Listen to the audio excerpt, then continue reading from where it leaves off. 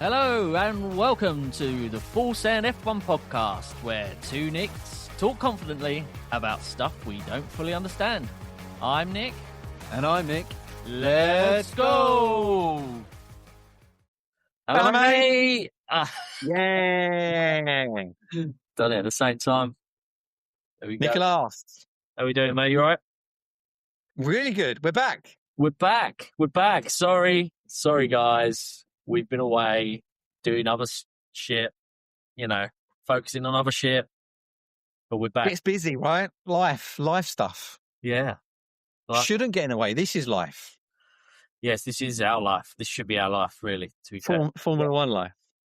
In fact, I'm going to divorce the missus, leave the kids, and just focus on this from now on. You with me? Can we do it together? Yeah. Yeah. Bravo. What would be the first thing you get? Sofa. Massive TV. I thought you meant in other ways. Yeah, just basically it's just a telly, PlayStation 5, and Sky subscription. Happy days. What else do you need, mate? What else you need? Air fryer. A hairdryer? Air fryer. Not your Barnett. Look at your head. You're really fucking Looks like you've had too many air dryers on that head.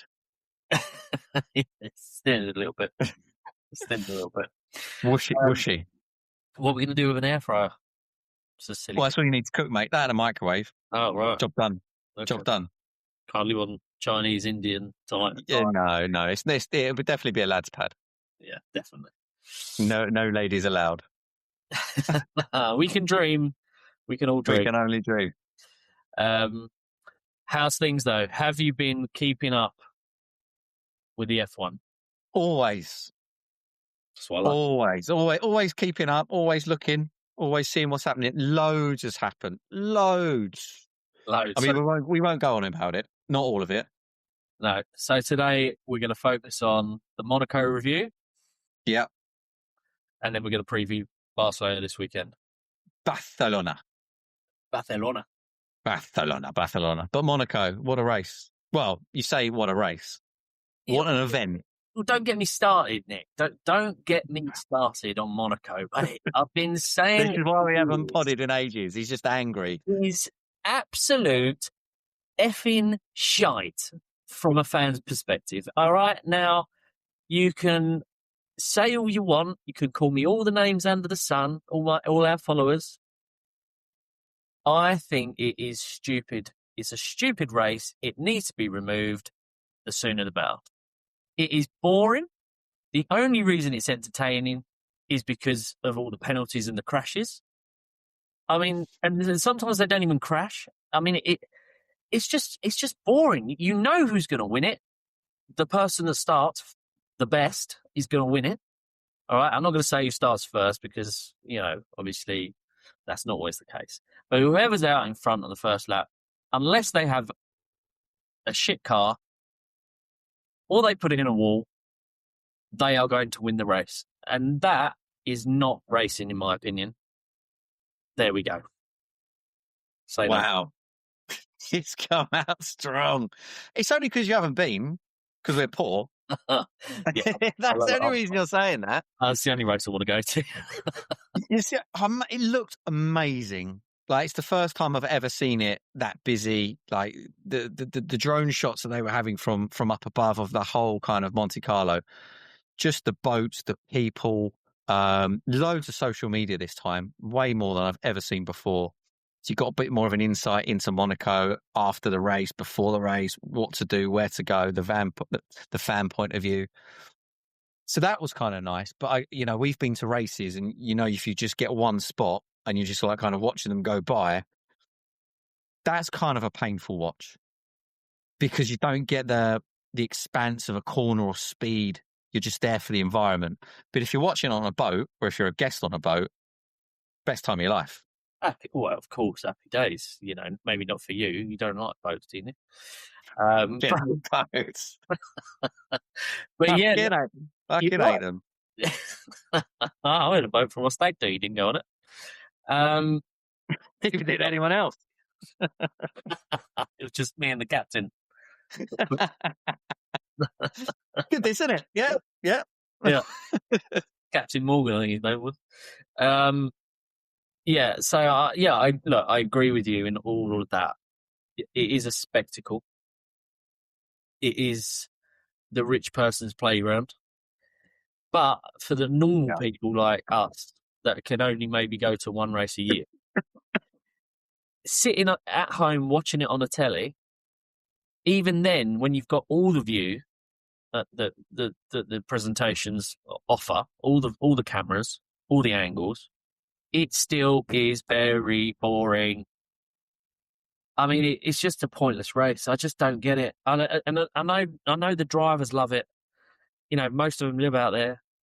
You know, it's a technical track. Yeah. It requires skill, and it is amazing how they can control the cars at them speeds and be centimeters away from hitting a wall. I respect that. Don't get me wrong, but for God's sake, it is so boring. What is the point? I think you just got to lump it up, mate. Anyway. You just got to lump it just because it's going to be here for decades. You know, you saw some of the footage on TV and Sky. They had some of the old races that was doing it with Charles Leclerc. Even that looked incredible. You know, old cars, but you know, different Monaco. But as you say, you know, respect to the drivers. I know a lot of them live there. Saying that, Lewis said it was hard. It's intense. They're not a massive fan of the track. I think it's more of the event that they like. Yeah. And the kind of what it brings for them, and you know, as I say, most of them bloody live there. Yeah, well, exactly. Yeah, I think that we all know why. But yeah, so I'm not criticising anyone. It's only my opinion. But it's just not fun. Like, I just don't get it. It's meant to be entertainment, and that's not, in my opinion. And what is entertaining is, like you said, all the pedantry and, you know, all the spectacle and all that sort of stuff. But also, it's quite entertaining for the wrong reasons. In terms of, like, I mean, you saw it, the amount of penalties, the amount of safety cars we had this time, crashes. I mean, all the wrong things are what makes it. And that's why you watch it. You watch it for the intrigue. You watch it for that, oh, maybe it may happen. And when it happens, you're like, right, yes, we got a race on. Yeah. But the problem is, and I get your rant, but the problem is, Kimi Antonelli is so fast and completely, at this time, he's like, they call it the purple patch or in the zone. He is the man. He is the man, but I also think how unlucky George Russell is. I don't know what's gone wrong. Yeah, the whole balance of his car, it's up here. It has to be. He can't push. He can't be seen to crash in the car. He can't be seen saying crash in the car. He's still back in the grid and he's still getting lapped. Yeah, lapped. I think it's mad. Yeah, I mean, we'll talk about George in a minute, but he's it's all up here. It's psychological, and it does get into their heads. Obviously, you know, it got into Lewis's head for a little bit. It's you know, it is a psychological thing as well, racing. But going back to Antonelli, I mean, the kid. I mean, he's 19, isn't he? Yeah. I mean, what a superstar. At the moment, if he carries on, he's a generational talent, because to only have actually passed your driving tests last year, was it? You passed it. To winning 5 races in a row now in a Formula 1 car? Yeah, same as Lewis. You could say, well, 2 in a row is lucky. But 5? That's not luck now.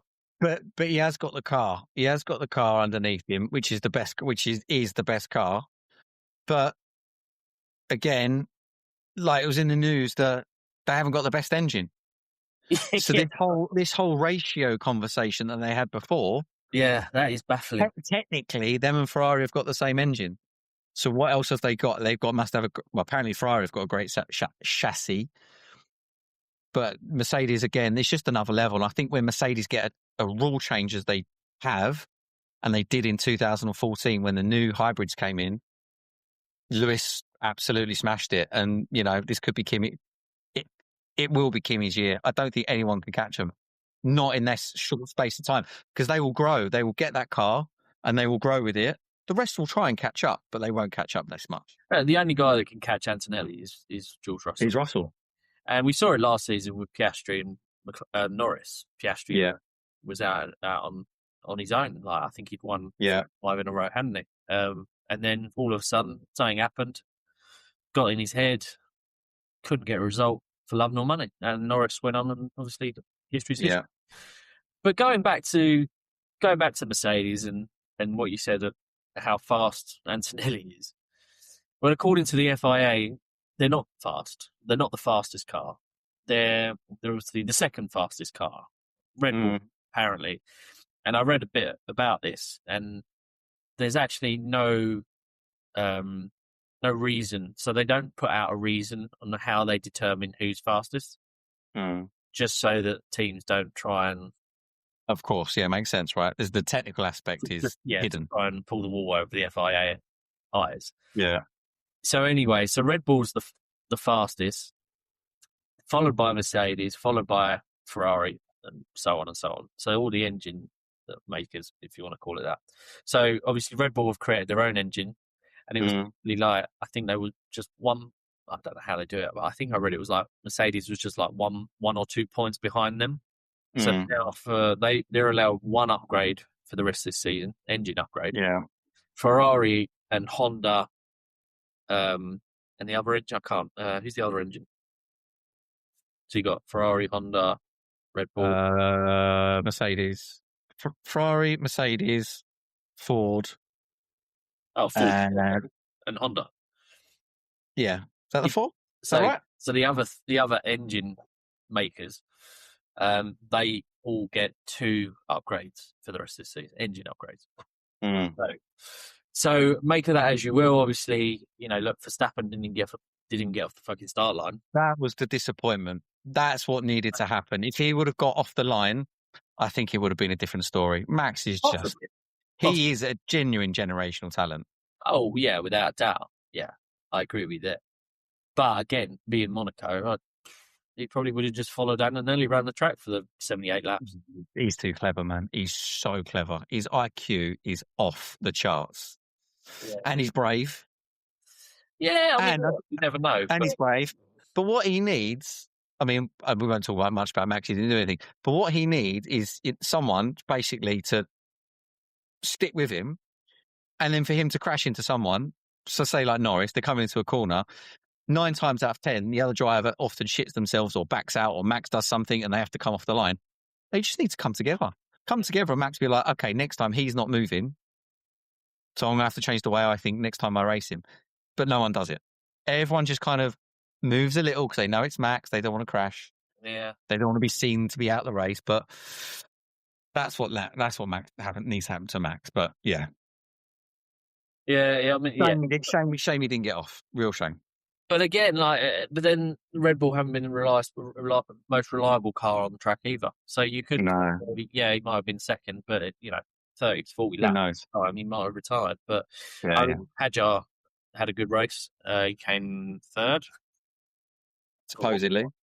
Yeah. Has that been confirmed? I actually don't know what the confirmed result is now, because. I know, obviously, first and second was confirmed, Antonelli, Hamilton, but actually confirmed that third was Hadjar. I think this whole Gasly thing, isn't it? It's are they not trying to appeal it? They're trying to do something to try and upturn the result. They're trying to basically say, Yeah. So looking at this, it is Hadjar, but it was an unfair penalty. Is that what they're trying to get at? It would have been Gasly, I think, but he had obviously penalties to come for the pit lane debacle. Which I'm sure you can explain more in a minute. Which is a bit of it's silly. I won't go on it too much because it's technical and it's boring. But it's all about, it was all about how quickly you get through the pit lane. It's not actually the speed, it's the distance. So there was a load of them that got caught. They were cutting that corner. And then as soon as they were aware, the teams on the radio, Bono was doing it. There's a couple of others saying, stay on the line, keep your speed down, keep it under 60. Don't cut the line, stay in between. And that's how they had to manage it because they didn't want to get caught out. But that was only after all the others were basically cutting the line, getting to their positions quicker and leaving. And the way they do it is by distance. So yeah, the shorter distance, technically the quicker time it is. And the faster you go, because therefore the faster you're going. So yeah, a bit of a weird one. That is hilarious though, isn't it? But that will only happen at Monaco. Surely it should just be. I mean, I guess from the FIA's point of view, and I don't know the answer to this, but I guess it's easier just to take an average rather than actually look at everyone's speed. I mean, to me, surely shouldn't it just be like, oh, you're doing 61 in a 60? There's a penalty. Yeah, I mean that is if they go over the limit. Yeah, but because they come in sometimes too fast, don't they? And then get penalised for it. It's all health and safety. I think that they should just scrap it all and just say, as soon as you go past a certain line and you want to hit it, you just take your foot off the gas. And then just, as soon as you get to your box, you just pull in, slam on the brakes. That would just be so much more fun. Say that again? So literally, you just come in. You come in, you take your foot off the gas. You just off the pedal.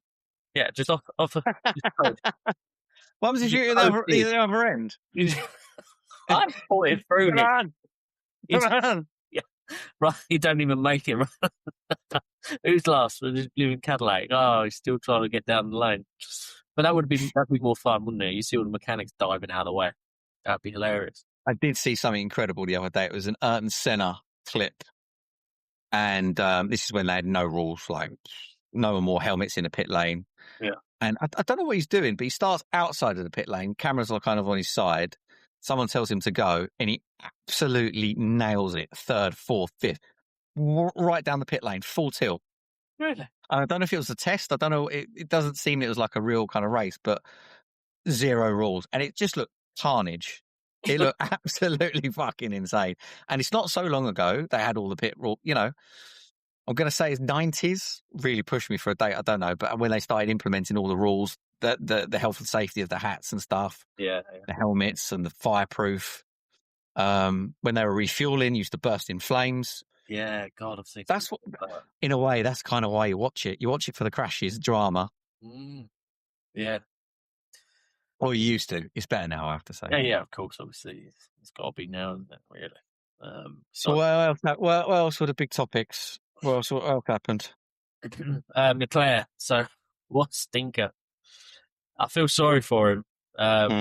What did he say? He came out, he said he looks like an idiot. It was the brakes. He had a go at the brakes, didn't he, all weekend? He was mucking off the brakes. And I don't know. Again, this is absolutely... I've got no idea. Do you remember Lewis was moaning about the brakes? Do you remember that? No, not last year, because he changed brake suppliers from Mercedes to Ferrari. Okay. He wasn't used to the brakes. I don't know if they've changed brakes. It'd be interesting to say they have, because then it'll be a reason why then he's moaning about the brakes. If they've changed for Lewis. That is me just thinking out loud. So it's interesting you say that, because I was listening to Leclerc's post-race interview. And he said about going to Lewis's setup for brakes. Right. I don't know what that means. Obviously, they wouldn't have two different brakes for two different cars. No, but I don't know what that means. Yeah, he's doing something, maybe the downforce, or I don't know. I'm not the technical one, but yeah, it was interesting that he said that. But it was funny though, because he was blaming the brakes, but then the racetrack. I mean, it looked like a road in England. It was like a massive pile. Yeah. After our winter, and it's just holes everywhere. Mate, we'd be nailing that track. Yeah. One hand on it. Potholes? What potholes, mate? Bunch of tarts, didn't they? Great. Lovely service. Come over here and have a go. Just trying to drive down my high road, like trying to, dodge all the potholes. It's like being in Monaco. Dodging craters. But literally, so I think the Sky presenter, she was doing the interview for Leclerc, and I think she literally put it to him that actually it was the road that was causing everyone to crash, and he sort of dismissed the road and just said, no, it's the brakes. He's literally like, I'm braking, the front's stopping too sharp and the back's not stopping. Like, Yeah, that sounds like a setup thing. Yeah, that does sound like a setup. It's too much at the front. Yeah, Maybe that's what it was. and I guess you put that with the hole in the road, and the marbles all the time. It just put him at the wall. So yeah, unfortunate. I don't think what was that lap 60, 65, 66? Just got chewed up. Yeah, just chewed up. Him and Stroll into the wall. Yeah, it literally was safety car after safety car, wasn't it? And then they finally managed to finish the race. Well, they red flagged it, yeah, and fixed it and all done all that stuff. Yeah. So all in all, do you know what else was a good highlight? Go on. Kim Kardashian's boobs. Yeah. They were on the telly so much. The camera team, guys, women, whoever are doing it, were like, whoop. Kim K arrived. And didn't Monaco know about it? Yeah, my goodness. I mean, what? Talk about take the limelight, out of the racing. Crazy, right? There was times when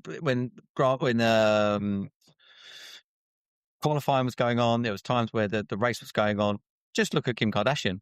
Yeah. I know they go into pits and look at famous people.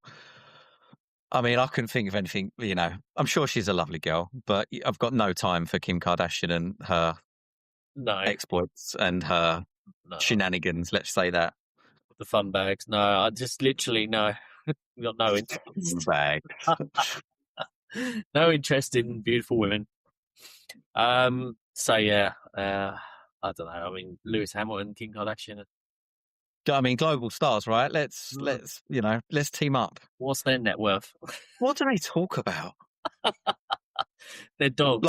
Like. I reckon him in private, I think he'd be all right. You'd get his personality out. Of course, when he's in interviews, he's very dry. He doesn't do many interviews anyway. No. Always straight answers. I've never heard her speak. No, I've never heard her speak, actually.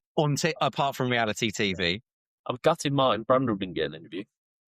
Oh, he said one of the best lines that I've heard in a long time live on TV. So he's going through, cameras behind him, and he must get pushed. Yeah. And he went, "Don't touch me, mate. I'm almost famous." Don't push me, mate. I'm almost famous. I'm almost famous. That's brilliant. I love Martin Brundle. But I also love it. There's someone in his ear.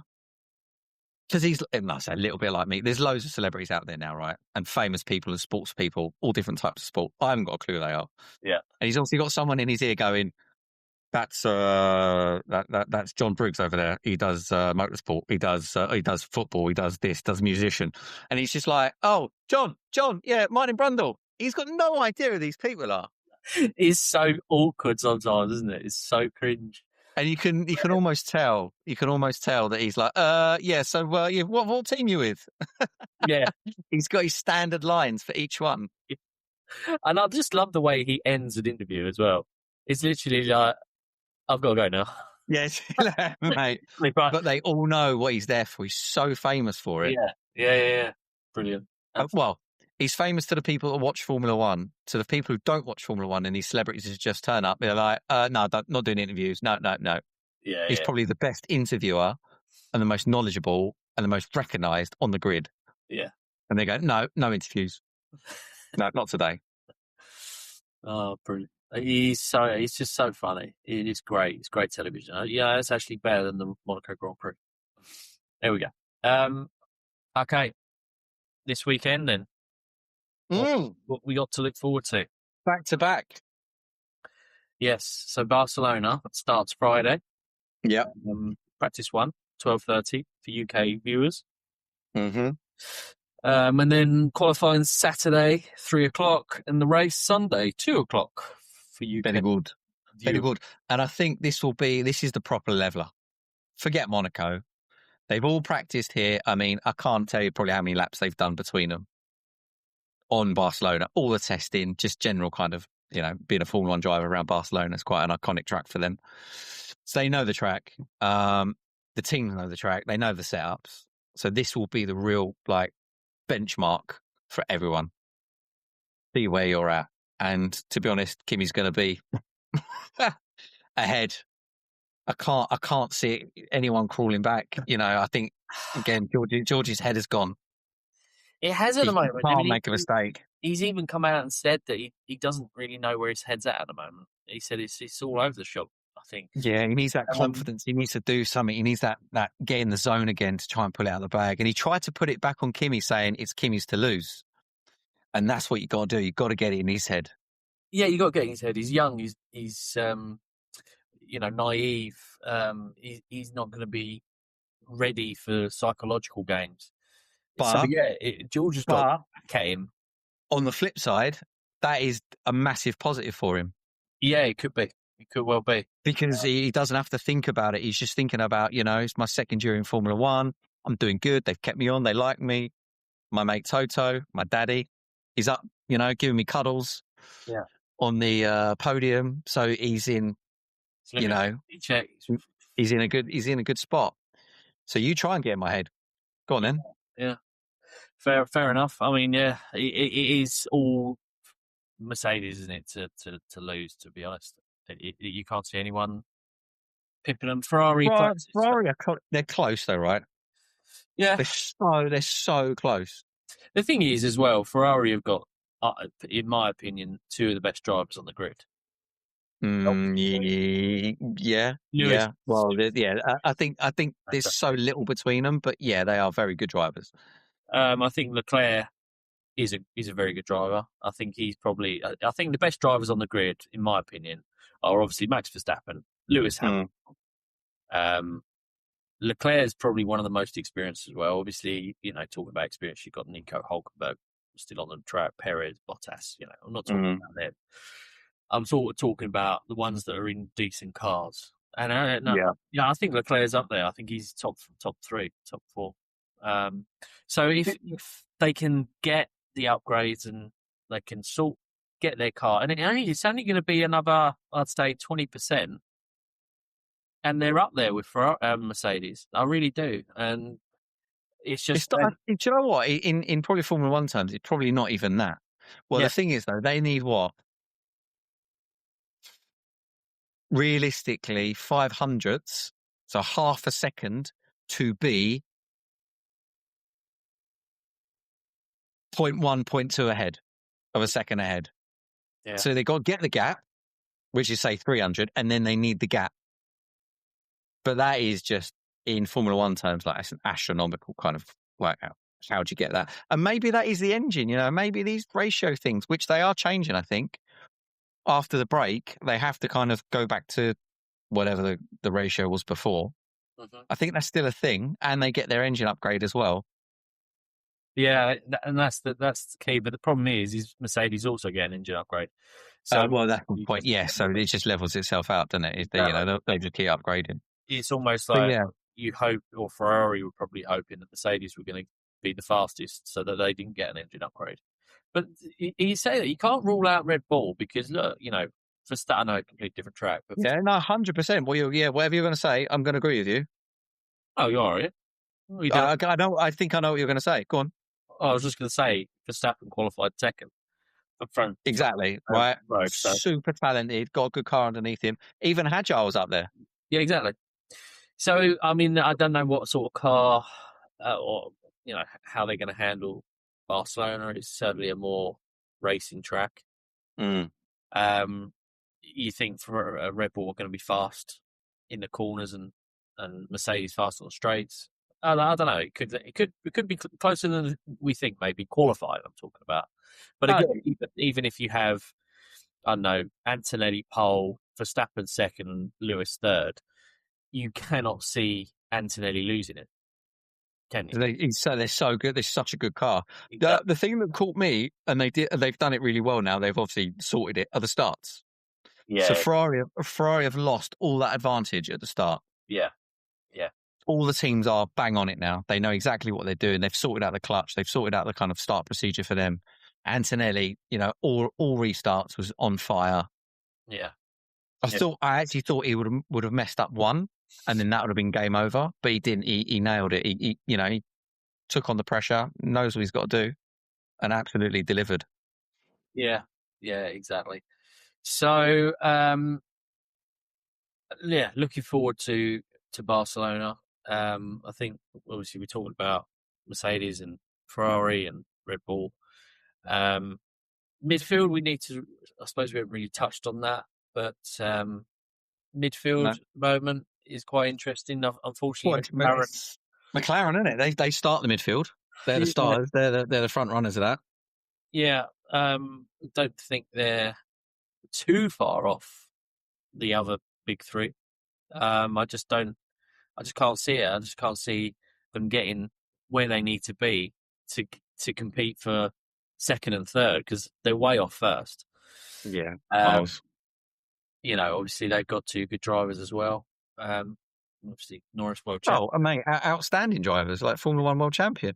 Yeah, Like exactly. phenomenal drivers. But if you haven't got And Piastri, who knows how to drive a car as well. They've just lost this year. They've just lost their way. yeah, so that's a shame that they're not going to be up there. I doubt.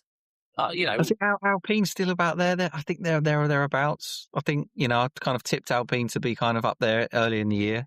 Yeah. So there or thereabouts. And then the rest are just like it's a hard watch. Yeah, it is. I mean, yeah. So looking at the constructors table currently, so Mercedes way out in front, 240 points. Ferrari, McLaren, Red Bull, Alpine, then the Racing Bulls. So it literally jumps from Red Bull fourth with 72 points and Alpine fifth with 41. Then it's quite tight between them and Racing Bulls for 41-39. That would be a really good battle this year, I think. Yeah. To be fair to him, Lawson, he's come back. He's done a bit of the business. Lindblad's had a few reliability has let him down. Yeah. But them two, I think they're a decent pairing against Gasly and Colapinto. Yeah. Yeah. And then I think that. And then the rest is just Williams. I think Williams can sort themselves out. I think they've got a bit of a gap where they can try and elevate themselves into that kind of middle pack. Yeah. They've got the drivers. They just need the car. 100% they've got the drivers. I love Carlos Sainz. And I think Albon's a good driver when he's mind to it. Yeah, Albon is as good as George. Yeah. I think he's that kind of talent. When he gets a car underneath him, I think he can deliver. Yeah. Although he didn't with Red Bull. Yeah, but no one does with Red Bull. Well, that's true. Well, Hadjar's not doing too bad, but I think he's got... Yeah, no, fair. But generally, I mean, yeah, Ricardo did back in the day, but... But Hadjar's got a different Red Bull under him than the rest had. It's a different car again, right? Exactly. So that kind of period of car where it's all the same and it's all built around Max, I think it's not as built around Max as it used to be. Yeah. I think they've had to do a level playing field, semi-level playing field anyway. Yeah, no, absolutely. Just talking about the Racing Bulls, actually, I don't know. Did you watch the Miami and the Canadian Grand Prix? Yeah. Here's a question for you then. As we oh boy, love a question. Life can get wrong. Who got the fastest lap in Miami and Canada? It's not the same person, but any ideas? Well, preloaded question sounds like. So I know Kimi has been absolutely smashing the pants off fastest lap, pole, and winning. So if you're a betting person, just put your money down for the triple threat there because it's worth the bet.